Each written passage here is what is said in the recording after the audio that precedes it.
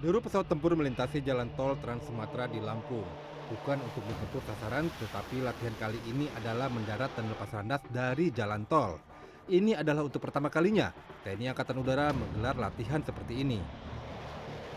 Pesawat yang dikerahkan dalam latihan ini adalah 2 buah F-16 dan 2 buah Super Tucano. Sekilas terdengar mudah, tetapi latihan ini sesungguhnya beresiko tinggi. Sebab lebar jalan tol yang hanya sekitar 20 meter mengharuskan pilot secara presisi mendaratkan pesawatnya. Selain itu, banyak hambatan yang bisa muncul secara tiba-tiba. Meski sulit dan beresiko tinggi, latihan seperti ini wajib digelar untuk menguji kesiapan sarana prasarana umum untuk pertahanan negara jika dalam keadaan darurat.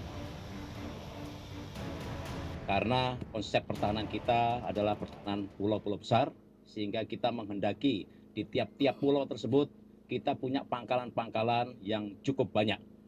Sehingga kalau satu pangkalan diserang, kita masih punya alternatif yang cukup banyak.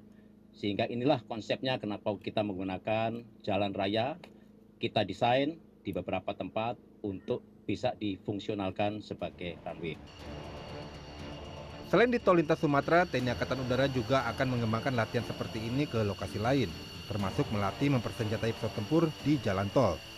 Harapannya nanti ada setiap provinsi ada satu tempat yang bisa sebagai alternate landasan. Dalam koordinasi itu kita juga tidak hanya mementingkan masalah aspek operasional, ada aspek teknis, aspek safety yang terpenting. Kemudian pengembangan ke depan nanti seperti apa kita masih akan pikirkan.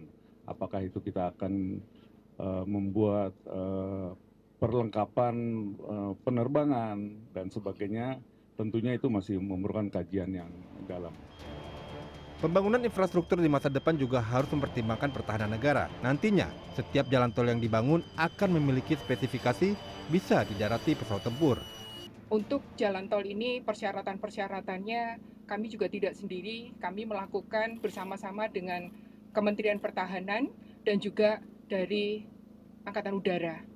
Sehingga hal ini kita bisa tercapai spesifikasi terhadap jalan tol yang nantinya tentu akan kita jadikan contoh untuk landasan-landasan yang lainnya yang nantinya akan digunakan seperti ini. Di Asia Tenggara, Indonesia adalah negara ketiga yang berhasil menggelar uji terbang dan mendarat di jalan tol. Sebuah tantangan yang tak mudah, namun penting untuk strategi pertahanan negara. Pembangunan pertahanan bukan hanya membangun dari sisi militernya saja, akan tetapi juga sarana dan prasarana umum tentu juga harus bisa dibangun dan digunakan untuk kepentingan pertahanan negara jika keadaan dalam darurat. Iwan Hermawan, Dwi Ari, Lampung.